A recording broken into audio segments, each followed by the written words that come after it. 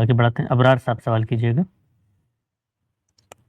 غامدی صاحب، ابھی حال ہی میں آپ نے یہ فرمایا تھا کہ مسیحی ہمارے نبی علیہ السلام کو اینٹی کرائسٹ نہیں مانتے، میں انگلش میں ترجمہ کر رہا ہوں، وہ اچھی شخصیت مانتے ہیں ان کو، لیکن میرا سوال یہ ہے کہ یہ چیز تو زیر بحث ہے ہی نہیں کہ کیا وہ اچھا مانتے ہیں یا پھر برا مانتے ہیں، انڈر ڈسکشن تو یہ چیز ہے کہ کیا وہ سچا مانتے ہیں یا پھر جھوٹا مانتے ہیں۔ اگر مسیحی خود اس بات کا اقرار کرتے ہیں کہ وہ ہمارے نبی اسلام کو سچا نہیں مانتے، تو آپ کو نہیں لگتا کہ لاجیکلی ڈیفالٹ پوزیشن ان کی یہی بن جاتی ہے کہ وہ ان کو اینٹی کرائسٹ مانے؟ اور اسی کے ساتھ یہ بھی بتائیے گا کہ کچھ لوگ نبی اسلام کو جو نبی نہیں مانتے وہ محدث مانتے ہیں، بتانے کی کوشش کرتے ہیں، تو یہ تعویل کرنا کیسا ہے؟ کسی کے کسی دعوے کو آپ نہیں مانتے، خاص طور پر اگر وہ ماورا کے بارے میں ہے، تو یہ لازم نہیں آتا کہ اس کے نتیجے میں آپ اس شخص کو جھوٹا مانتے ہیں۔ ہو سکتا ہے اسے غلطی لگی ہو۔ مثلا میں بہت سے لوگوں کے بارے میں یہ رائے رکھتا ہوں جنہوں نے دعوے کیے ہیں کہ وہ جھوٹے نہیں ہیں، انہوں نے بعض معاملات میں غلطی کھائی ہے، یہ غلطی بھی لگ جاتی ہے،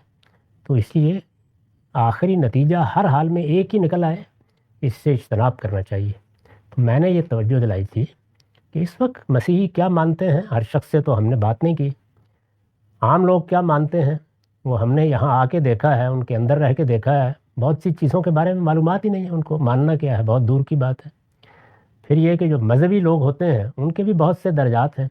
اس میں میں نے یہ توجہ دلائی تھی کہ اب جو آج سے 3 صدی 2 صدی پہلے صورتحال تھی وہ نہیں رہی۔ رسالت مآب کے بارے میں مسیحی علماء، مسیحی محققین، مستشرقین اب اس طریقے کی گفتگو نہیں کرتے، وہ اس میں مختلف امکانات کو سامنے رکھ کے گفتگو کرتے ہیں، اور اس میں ایک امکان یہ بھی بیان کیا جاتا ہے کہ جس طرح مختلف قوموں کی طرف پیغمبر آئے ہیں، رسالت مآب اہل عرب کے لیے پیغمبر تھے۔ تو یہ بات تھی، میں نے پوری کہی تھی۔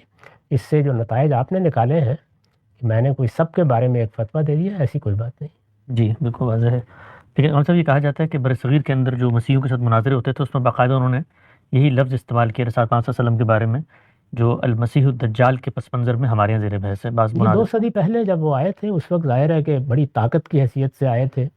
اور ہمیں معلوم ہے کہ اس میں کس طریقے سے دہلی میں، دوسرے بڑے شہروں میں، کلکتے میں بعض پادریوں نے مناظرے کیے، پھر مولانا رحمۃ اللہ کرانوی صاحب نے اظہار الحق لکھی، اسی طرح بہت سے علماء اس میدان میں اترے۔